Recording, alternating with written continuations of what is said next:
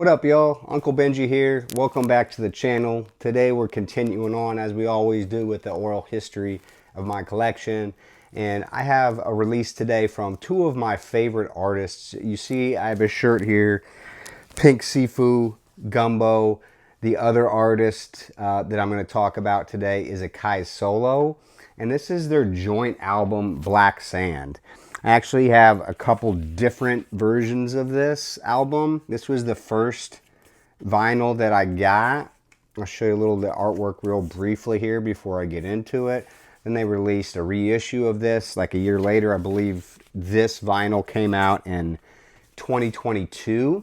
But the actual album, Black Sand, came out in October of 2019. And I've briefly talked about Pink Siifu and AKAI Solo on the channel, but I haven't done a video specifically on either one of them yet. So this was a great opportunity for me to start with this album, because this is really like the first album from either one of them that I started to listen to. And to get a little history, like how I got into these artists, why I tell any young aspiring artists that's trying to level up in this game how important collaborations are, because you collaborate with the right people, you get a feature on the right person's track, it can really change your career and open you up to a whole new audience. And that's what happened with these two on this Billy Woods album right here, Terror Management, which came out in October of 2019. Was his second classic album of the year after Hiding Places. But on that album, there's a track that features both AKAI Solo and Pink Siifu. And it's not like they have, you know, incredible performances on the track, but they were artists I'd never heard of at all. And, you know, if Billy Woods is going to have these two artists on a track, I've never heard of them. I like the track a lot. I like what they're doing on there. I think AKAI just does the hook on there. Siifu has like a verse. But like I wanted to dig deeper and find out more of these guys. And luckily enough, this album came out later in October. So we're looking at not even a month after that feature came out, this album came out. And I immediately went to tap into this album to learn more about these artists, to get in tune. And, you know, it's one of those things when you first listen to an album like that with artists you've just heard on like one track, you're not really familiar with their voice, their aesthetic. A lot of times, you know, even if artists are completely different, what these two are, you listen to an album and you're maybe not at first like separating who is who, or paying really close attention what they're doing, because you're just not tapped in to their wavelengths yet. So this is an album that's really grown for me over the years, but it was a springboard for me because they both already had a lot of music out there at this time in 2019 prior that I could go back and, okay, I want to find out more.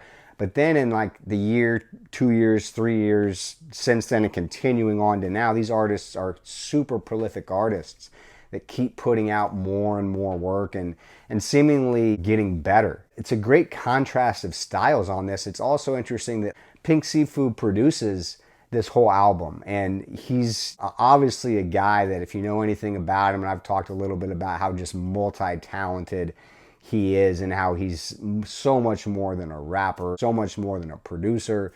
He's an all-consuming entity of music. Any room he's in, the vibes are going to increase. But you don't hear a lot of specific Pink Siifu beats that much these days on his projects. He's, you know, super hands-on with the production, but he's always working with many different producers and collaborating and getting to his final vision of what he hears in his head that he wants to put down. But he produces this album, and man, it is just like dusty lo-fi loops. You know, some of the samples you'll recognize, but the vibes that he creates on this, it's like an opening of the void of the bottom of the earth. It's like coming up from the ground, this just super esoteric type of feel that Pink Siifu puts on here. And AKAI Solo really carries the album. Even though it's a joint album, it is more of like Pink Siifu produces it, AKAI Solo raps on it. Pink Siifu is on 4 tracks on the album. He's on Show Love, Galaxy Eyes, Luna's Soul, and Hustle's Ghost. And even though like AKAI kills it on his individual tracks, the highlight for me of the album is these joint tracks where they can bounce off of each other. Sometimes on a track like Show Love, they're kind of on the same wave, very chill, very calm, almost just like talking to you, both kind of doing the same aesthetic. And then you have other songs on there where they're completely different. Like Luna's Soul has like a split beat, and they're both incredibly different. Pink Siifu's second half, more laid back, chill, and his register, and AKAI's solo and his stream of consciousness, sense of urgency rapping on the first half of it. You really hear both artists at their best on that track, and it's a great example of where they're going forward in their career. I will say that like AKAI solo, he was even younger at this time, I think. He's gotten a lot better as an MC. Like he was very talented on this and great stream of consciousness and raps, but man, he just continues to get better and better rapping. My favorite AKAI solo rapping material is probably his most recent stuff. Whereas Pink Siifu is like more, I think, of a fully formed artist already on this. And he's, again, like, it's hard to say that because Pink Siifu's continued to just expand like what he's doing. But he definitely feels very assured and has a sense of his artistry on this album, where like AKAI solo is just kind of getting there to being the guy that he is. But it's awesome to see them connect at this time in their careers in this scene that's really bubbling, and they both have become connectors for a lot of different artists in the scene that I'm in, because they are the type of artists that can work with anybody and make it sound good and make it work. And just like I say, Pink Siifu, you put him in a room and there's vibes. It's really the same with AKAI solo, because he can freestyle. He's probably the best freestyler in active rap right now. So like any room you put him in, he's going to be natural at vibing with any type of MC, and the skill level is just so high, and these guys love this stuff so much, and it comes out in the art. There's like several great lines that stick out to me, like on Luna, Pink Siifu has a line where he says, "I try to be everything but arrested." A lot of stuff on this album is very subversive and anti-capitalism without being overt. You know, it just kind of like hints at stuff bubbling that is going on with this country that's a little twisted, obtuse. Like, why is stuff that way? And you know, and they choose in the face of that to show love, and there's so much of that, just, you know, showing love, and they don't feel love too. I mean, Kai Solo has a line where he says, "There's no love in your daps," you know, and again, it's just like these little instances of people you come across in your life, and it's a line that, like, yeah, you dap up a lot of people, but there's a different feeling behind different daps, you know, and it's such a real thing that you can feel. AKAI has so many great lines on here. On Galaxy Eyes, he really goes off on that track. One of my favorite performances from him on the album. One of the few saying a lot with a little, and that definitely sums up AKAI, like his economy of words. And he can put together crazy long verses, but they're very densely packed, because each line, you can kind of dissect it and peel a little bit back, peel a little bit more meaning that's there on the surface. 24 Duty, like another great just AKAI solo track on here. Shake Your Hand just to spit in your face. If they snooze, I'm gonna let them snooze. Just like simple, straightforward of artists moving in the scene, looking for love. Is the love real? Is it authentic?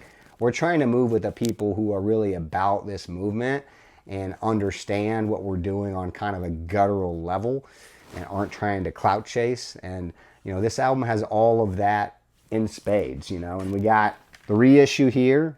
I'll show you a little bit of that. Like just one of those that, you know, the artwork was so cool on the reissue and so different. It was like I had to have it. I'm just going to show off this a little bit more so you can just, God, see some of the awesome detail that's on the illustration on this album. These were put out on Novelty, a New York record label that I think is defunct now, but they put out a lot of like really great records in this scene. AKAI Solo has several records that got released on Novelty. But, you know, this was, like, again, like I said, the kickstart of me getting into these artists, guys that are now some of my favorite artists out there. I buy every vinyl they put out. I have big collections of both of them. You'll see more from both of these artists on the channel, no doubt. They're fantastic artists to see live as well. So if you ever get a chance to see either of these guys on tour, please do so, because they are truly amazing. So I hope y'all, if you're not already tapped into Black Sand, that you go back and listen to it and kind of see the history of these artists in their discography, where they came from, where they're at today, and just vibe out to this album, because it's a beautiful slice of lo-fi hip-hop and two artists coming together and really finding themselves and setting the course for where their career would go in the future. So thanks a lot for tuning in, y'all. As always, Uncle Benji, peace out till next time.